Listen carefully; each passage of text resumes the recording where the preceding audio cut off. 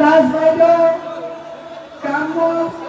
গ্ৰাম্য জিলাৰ সভাপতি কংকন দাস ডাঙৰীয়া, প্ৰাক্তন বিধায়ক গোপীদাস ডাঙৰীয়া, ব্লকৰ সভাপতি মাননীয় তাইজুদ্দিন আহমেদ ডাঙৰীয়া, আমাৰ এডভোকেট কুৰবান আলী ডাঙৰীয়া, জিন্তু হাজৰিকা ডাঙৰীয়া, কিবিৰ বৰ্মন ডাঙৰীয়া, ধৰ্ম জৈন ডাঙৰীয়া, মহিলা কংগ্ৰেছৰ সভানেত্ৰীকে প্ৰমুখ কৰি সহায় সহযোগিতা আৰু আপোনালোকৰ পৰা ভোট ভিক্ষা বিচাৰিছো। মই আশা কৰিছো আপোনালোকে হাতৰ হিচাপে ভোট জয়যুক্ত কৰিব।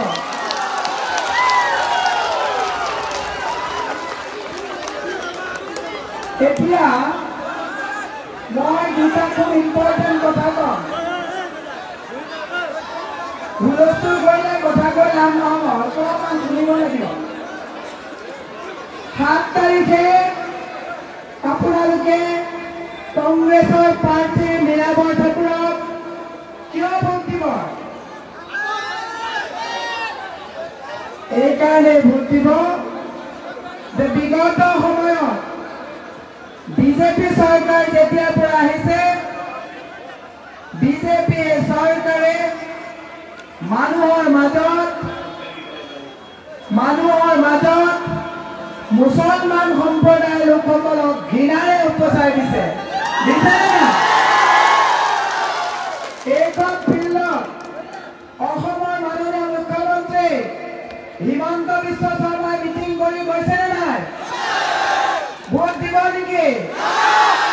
ভোট দিব নেকি? মই আপোনালোকক কৈছো, ইছলাম ধৰ্মৰ 5টা পঞ্চস্তম্ভ আছে। প্ৰথম স্তম্ভ হৈছে ইমাম, দ্বিতীয়টো হৈছে সালাত, তৃতীয়টো হৈছে ইছলাম, চতুৰ্থ হৈছে জাকাত, পঞ্চমটো হৈছে হজ। ইছলাম ধৰ্মৰ অৰ্থ হৈছে শান্তি। ইছলাম মানে শান্তি হয় নে নহয়? ইছলাম ধৰ্মৰ যদি শান্তি হয়, বিজেপি চৰকাৰে অশান্তি আনা এই চৰকাৰক ভোট দিব নেকি? সঁচাকে ভোট দিবনে?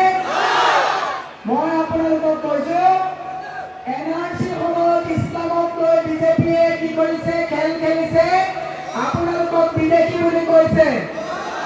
প্ৰধানমন্ত্ৰী নৰেন্দ্ৰ মোদীয়ে কৈছে ভাৰতবৰ্ষত থকা সকলো মুছলমান বিদেশী বুলি কৈছে। কংগ্ৰেছে কৈছে নেকি? কংগ্ৰেছে কৈছে নেকি? কংগ্ৰেছে স্বাধীনতাৰ পিছত ধৰ্ম নিৰপেক্ষ হিচাপে কংগ্ৰেছে হিন্দু, মুছলমান, শিখ, ইছাই, বৌদ্ধিষ্ট, জৈন সকলোকে কংগ্ৰেছে ভাৰতত স্বতন্ত্ৰভাৱে থকাৰ অধিকাৰ দিছে নে নাই? আৰু বিজেপিয়ে কৈছে ইছলাম অশান্তি। বিজেপিয়ে কৈছিল নে নাই? মুছলমানৰ ভোট নালাগে বুলি কৈছিল নে নাই? ফোন কৰি ৰাইজে একটা ভোট বিজেপিক দিব নেকি? মই আপোনালোকক কৈছো, আপোনালোকে 7 তাৰিখে হাতৰ ছবি ভোট দিয়ে কংগ্ৰেছ চৰকাৰক দিল্লীত বহাব লাগিব। আৰু নৰেন্দ্ৰ মোদীয়ে কৈছে ইছলামৰ মুছলমানৰ যিসকল মহিলা আছে সন্তান জন্ম দিয়া মেচিন বুলি কৈছে নে নাই? সন্তান জন্ম দিয়া মেচিন বুলি কৈছে নে? মহিলাসকলে ভোট দিবনে? ইছলামক অপমান কৰা যদি বিজেপিয়ে 7 তাৰিখে ভোট দিয়ে, মই সোণতলীৰ পৰা কৈছো ইছলাম ধৰ্মক বিশ্বাস কৰা প্ৰত্যেকৰে গুনাহ হ'ব। ভোট দিব নেকি? হাতৰ ছবি ভোট দিব। সকলোৱে হাতত ভোট দিব। আৰু হিমন্ত বিশ্ব শৰ্মাই যোৱাকালি গুৱাহাটীত কৈছে যে মোক মুছলমানে ভোট নিদিয়ে। হয়, কোনো মুছলমানে হিমন্ত বিশ্ব শৰ্মাৰ হাতৰ পাৰ্টিকে ভোট নিদিয়ে। মই সেই আপোনালোকক আহ্বান জনাইছো, ভুল লজাৰ ক'ত লগায়? য'ত মুছলমানসকল থাকে। ৰাস্তা পথ নবনায়, য'ত মুছলমান থাকে, মাদ্ৰাছা কোনে ভাঙিছে? হিমন্ত বিশ্ব শৰ্মাৰ চৰকাৰে ভাঙিছে। মই আপোনালোকক আজি সোনকালে পৰা কৈছোঁ, কংগ্ৰেছৰ চৰকাৰ আহিলে আমি সকলোৱে ঐক্যবদ্ধভাৱে সমিল মিলাই জীয়াই থাকিম। সেয়ে মই কৰি অহা বহুত হজী মানুহ আছে, আই মাতৃসকল আছে, মোৰ বয়সস্থ লোকসকল আছে। মই আজি দোৱা বিচাৰিছোঁ, মই আপোনালোকৰ পৰা দোৱা বিচাৰিছোঁ, সমাজত উশৃংখল সৃষ্টি কৰা, সমাজত ভয় আৰু ভীতি, ঘৃণাৰ বাতাবৰণ সৃষ্টি কৰা এইখন বিজেপি চৰকাৰক এইবাৰ উচ্ছেদ কৰিব লাগিব। কৰিব নে নকৰে? হাতৰ চিনত ভোট দিব নে নিদিয়ে? হিমন্ত বিশ্ব শৰ্মাৰ মিটিঙত যিসকল মানুহ আহিছে তেওঁলোকে আজি পাল্লা উঠে, মিটিং ঠিকে শুনিছোঁ, ভোট আমি নিদিওঁ। হয়, আজান দিছে।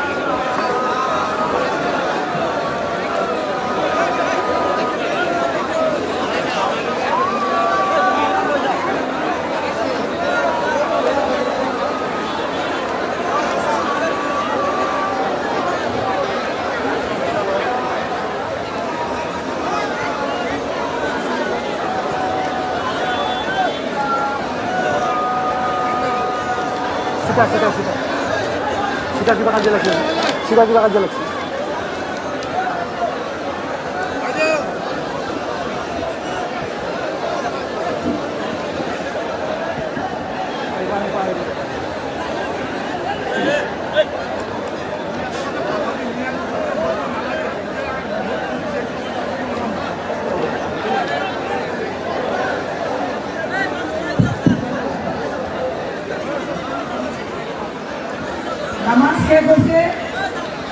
মোৰ কথাখিনি আধৰুৱা হ'ল। সিদিনা মুখ্যমন্ত্ৰী আহি কৈছে লগৰ দুজন ইঞ্জিনিয়াৰ লৈ আহিছে, লৈ মুখ্যমন্ত্ৰীয়ে কৈছে ফুলতলি আৰু বহৰী ব্ৰিজখন বনাই দিব। মুখ্যমন্ত্ৰীয়ে নিৰ্বাচনলৈ 10 দিন থাকোঁতে আহি কৈছে যে ফুলতলি আৰু বহৰী ব্ৰিজ বনাই দিব, কিন্তু আমাৰ বিধায়িকা কান্দিতা দাস বাইদেৱে ইতিমধ্যে ফুলতলি আৰু বহৰী দলঙৰ কাৰণে প্ৰপ'জেল দি গৈছে। বাইদেউ দি গৈছে প্ৰপ'জেল। গতিকে ব্ৰিজ মুখ্যমন্ত্ৰীয়ে বনাবলগীয়া নহয়, বিধায়িকা বাইদেৱে ব্ৰিজ বনাবৰ কাৰণে চৰকাৰৰ ওচৰত দাবী আৰু প্ৰপ'জেল দি গৈছে। এনেও আমাৰ ব্ৰিজ হ'ব। আৰু যিটো ৰাস্তা বহল কৰিছে, এইটো 2 লাইন ৰাস্তা নহয়, এইটো ৰাস্তা বহল কৰা হৈছে। এইবিলাক চৰকাৰৰ আঁচনি হৈ থাকিব। এতিয়া মই আপোনালোকক কৈছোঁ, অৰুণোদয় আঁচনি, অৰুণোদয় যিবিলাক ফৰ্ম আপোনালোকৰ মাজত বিলাইছে, এইবিলাক ভুৱা ফৰ্ম। অহা মাহৰ পৰা অৰুণোদয় হিমন্ত বিশ্ব শৰ্মাৰ চৰকাৰে দিব নোৱাৰে, কাৰণ প্ৰত্যেক মাহে 100 কোটি টকা ধাৰ নললে চৰকাৰে দৰমহা দিব নোৱাৰে। মই মহিলা সমাজক অনুৰোধ জনাইছো, আমাৰ অৰুণোদয় যিবিলাক চৰকাৰী আঁচনি পাই আছে, বিধায়িকা মহোদয়ৰ জৰিয়তে যিবিলাক অৰুণোদয় পাইছে, এইবিলাক হিমন্ত বিশ্ব শৰ্মাৰ নিজৰ ঘৰৰ নহয়। এইবিলাক চৰকাৰী আঁচনি প্ৰত্যেক বিধায়িকাৰ জৰিয়তে যায় আৰু যিমানবোৰ অৰুণোদয় পাইছে এই সমষ্টিত নন্দিতা দাস বাইদেউৰ শ্বহীদহে পাইছে।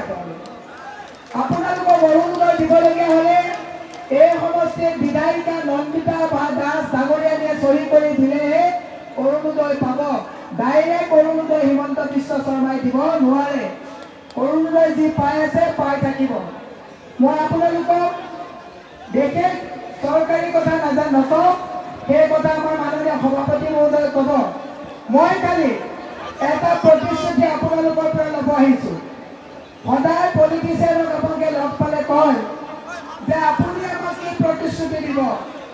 মই আপোনালোকক প্ৰতিশ্ৰুতি দিছোঁ, বসুন্ধৰাৰ জৰিয়তে আমাৰ মাটিৰ পট্টা যিসকল অসমীয়া মানুহৰ মাটিৰ পট্টাই হেৰুৱাইছে, কংগ্ৰেছৰ যদি 26ত চৰকাৰ আহে, ভূমি যিখন আইন কৰিছে সেই আইন আমি সংশোধন কৰি মাটিৰ পট্টা দিবৰ কাৰণে চৰকাৰে আমি দাবী জনাম আৰু চৰকাৰে পৰিকল্পনা ল'ব। দ্বিতীয় কথাটো হৈছে আপোনালোকে সদায় পলিটিচিয়ানৰ পৰা প্ৰতিশ্ৰুতি লয়। মই আজি সুন্দৰী ৰাইজৰ পৰা এটা প্ৰতিশ্ৰুতি বিচাৰিছোঁ যে আপোনালোকক কোভিডৰ সময়ত, আপোনালোকক বিভিন্ন সময়ত যেতিয়া আপোনালোকক ঘৃণাৰে পচাই দিছিলে, কংগ্ৰেছৰ মানুহে আপোনালোকক প্ৰটেকশ্যন দিছিলে, আপোনালোকে আমাক প্ৰতিশ্ৰুতি দিব পাৰিবনে যে অহা 7 তাৰিখে সোণতলীৰ পৰা এটাও ভোট পদুম ফুলত নাযায় বুলি প্ৰতিশ্ৰুতি দিব পাৰিবনে? সকলোৱে হাত দাঙকচোন যে 7 তাৰিখে ইভিএমৰ 2 নম্বৰৰ ছবি মীৰা বৰঠাকুৰক কংগ্ৰেছৰ হাতৰ ছবিত ভোট দি জয়যুক্ত কৰিম বুলি মই সেয়ে আপোনালোকক কৈছোঁ, কংগ্ৰেছ এটা এনেকুৱা দল যিটো দলে মুছলমান সম্প্ৰদায়ৰ লোকসকলক কেতিয়াও ঘৃণাৰ বাতাবৰণৰ বা ঘৃণাৰ দৃষ্টিৰে চোৱা নাই। কিন্তু আপোনালোকৰ মোৰ মাজত এখন ডাঙৰ ৱাল কোনে আনি দিলে? এই বিজেপি অন্ধভক্তসকলে আনি দিলে। আপোনালোকক ন্যায় এইবাৰ মানুহৰ জীৱনক লৈ হেতালি খেলা, মানুহৰ সমাজৰ মাজত হিন্দু মুছলমানৰ ঘৃণাৰ বাতাবৰণ লৈ ৰাজনীতি কৰা এইখন বিজেপি চৰকাৰক এবাৰ উফৰাব। সেয়ে মই আপোনালোকক আহ্বান জনাইছোঁ যে 7 তাৰিখৰ নিৰ্বাচনত নৰেন্দ্ৰ মোদী আৰু হিমন্ত বিশ্ব শৰ্মাক যদি আপোনালোকে এই ঘৃণাৰ বাতাবৰণৰ প্ৰাচীৰখন আঁতৰাব বিচাৰিছে, হাতৰ ছবিত ভোট দি জয়যুক্ত কৰাব বুলি মই আপোনালোকৰ ওচৰত দাবী জনাইছোঁ। ইতিমধ্যে আমাৰ সভাপতি মহোদয় আহি পাইছে, গৌৰৱ গগৈ ডাঙৰীয়াও আহি আছে। মই আপোনালোকক এটা আহ্বান জনাইছোঁ, বিজেপিৰ যিগৰাকী কেণ্ডিডেটগৰাকী আহিছে নেকি? কেণ্ডিডেটগৰাকী হৈ ভোট বিচাৰিবলৈ মুখ্যমন্ত্ৰী আহিছে। কেণ্ডিডেটৰ নিজৰ কোনো সপোন নাই, কেণ্ডিডেটগৰাকী নিজৰ কোনো সিদ্ধান্ত নাই, কেণ্ডিডেটগৰাকী নিজৰ কোনো ভৱিষ্যত দৰ্শন নাই।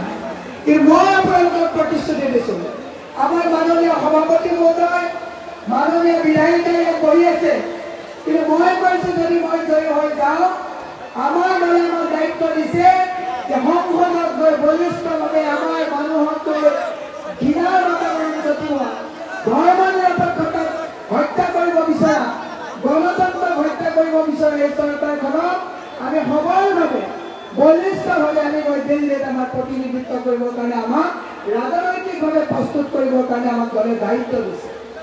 মই আপোনালোকক সেই আহ্বান জনাইছোঁ। মই একচুৱেলি 3য় ফেজৰ নিৰ্বাচন এই 60 দিন ভাষণ দিওঁতে মাতটো বহি গৈছে, কথাত বহুত জোৰ দিবলগীয়া হৈছে। গৰৈমাৰীত আৰু এখন মিটিং আছে। মই এটাই কথা আহ্বান জনাইছোঁ, সঁচাকৈ যদি ধৰ্মক বিশ্বাস কৰে, সঁচাকৈ যদি ইছলামক আপোনালোকে বিশ্বাস কৰে, তেতিয়াহ'লে ইছলাম আৰু ধৰ্মক আঘাত কৰা বিজেপি চৰকাৰক এটাও ভোট নিদিবৰ কাৰণে মই আপোনালোকৰ ওচৰত আহ্বান জনাইছোঁ। আৰু মই প্ৰতিশ্ৰুতি দিছোঁ যদি জয়ী হৈ যাওঁ এই সোণপল্লী অঞ্চলত এই বিজেপি অত্যাচাৰী চৰকাৰে এজনো যদি মুছলমানৰ ওপৰত আক্ৰমণ কৰে মই আপোনালোকৰ ৰাইজৰ প্ৰতিনিধি হৈ প্ৰটেকশ্যনৰ কাৰণে আপোনালোকৰ সন্মুখত খাৰা দিম বুলি প্ৰতিশ্ৰুতি দিছোঁ। আপোনালোকৰ ঘৰত যেতিয়া বুলডোজাৰ লগাব মোক যদি জয়ী কৰি পঠায় এই ভ্ৰষ্টাচাৰী চৰকাৰৰ বুলডোজাৰৰ সন্মুখত মই নিৰাপত্তাকৈ আপোনালোকৰ ৰাইজৰ প্ৰতিনিধি হৈ সন্মুখত খাৰা দিম বুলি প্ৰতিশ্ৰুতি দিছোঁ। ৰাস্তা ঘাট কমিউনিটি হল এইবিলাক চৰকাৰৰ গতানুগতিক এটা প্ৰচেষ্টা চলি থাকিব, কিন্তু মই আপোনালোকক কৈছোঁ আমি আমাৰ সংবিধানে দিয়া যি আমাৰ মাজত অধিকাৰ আছে সেই অধিকাৰ সুৰক্ষা কৰিবৰ কাৰণে গৌৰৱ গগৈ ডাঙৰীয়া যিদৰে সংসদত বলিষ্ঠভাৱে প্ৰতিনিধিত্ব আগবঢ়াইছে মই আপোনালোকৰ হৈ আপোনালোকৰ হকে বলিষ্ঠভাৱে সদনত প্ৰতিনিধিত্ব কৰিম বুলি ৰাজনৈতিকভাৱে মই সংকল্প লৈছোঁ আৰু আশা ৰাখিছোঁ আপোনালোকে মোক সহায় সহযোগিতা আগবঢ়াই 7 তাৰিখে হাতৰ চুৰি ভোট দি জয়যুক্ত কৰি সদনলৈ পঠাব। আৰু হিমন্ত বিশ্ব বাহিনীয়ে আপোনালোকক এতিয়া টকা পইচা বহুত বিলাবলৈ আহিব, যোৱাকালিৰ পৰা টকা পইচা বিলাইছে, লৈ ল'ব, টকা পইচা লৈ ল'ব, নহ'লে হিমন্ত বিশ্ব শৰ্মাৰ পৰিবাৰে ক'ৰবাত মাটি কিনিব, হোটেল কিনিব, পইচাবোৰ লৈ ল'ব, ভোট কিনিব। হিমন্ত বিশ্ব শৰ্মাই বহুত মানুহ ৰাতি লগাই দিব যে কংগ্ৰেছক ভোট নিদিব, কথা নুশুনিব। এইবাৰ যদি বিজেপি চৰকাৰ আহে 20 বছৰলৈ আৰু নিৰ্বাচন নাপাতে ৰাছিয়াৰ দৰে, দক্ষিণ কোৰিয়াৰ দৰে, নৰ্থ কোৰিয়াৰ দৰে আৰু নিৰ্বাচন নহ'ব, স্বেচ্ছাচাৰী চলিব। তেতিয়া য'ত মন যায়, মনত আছেনে এনকাউণ্টাৰ নামত হিমন্ত বিশ্ব শৰ্মাই 88টা মানুহক এনকাউণ্টাৰ কৰিলে। প্ৰতিবাদ কোনে কৰিছিলে? আমি কংগ্ৰেছে প্ৰতিবাদ কৰিছোঁ। আৰু এই এনকাউণ্টাৰ কৰা মানুহটোক ফোন কৰি এই পথাৰত আপোনালোকে যদি ইয়াত মিটিং কৰি আকৌ ভোট দিয়ে মই সঁচাকৈ কৈছোঁ এইটো গুণা হ'ব, তাৰ উত্তৰ আপোনালোকে ওপৰৱালাক দিব লাগিব। মোৰ আপোনালোকৰ ভৰসা আছে 7 তাৰিখে হাতৰ জৰিয়তে ভোট দিব জয়যুক্ত কৰাব। মই দীঘলীয়া আৰু নকওঁ, মোৰ আজি মাতটো বহুত বহি গৈছে, কথা কওঁতে অলপ অসুবিধা হৈছে। মাননীয় সভাপতি মহোদয় আপোনালোকক শুভেচ্ছি সবলভাৱে গোটেই কথাখিনি ক'ব। দেশক গদি মিডিয়াৰ কবলৰ পৰা বচাওক। স্বতন্ত্ৰ আৰু নিৰ্ভীক সাংবাদিকতাক সমৰ্থন কৰিবলৈ দ্য অপিনিয়নক সহায় কৰক।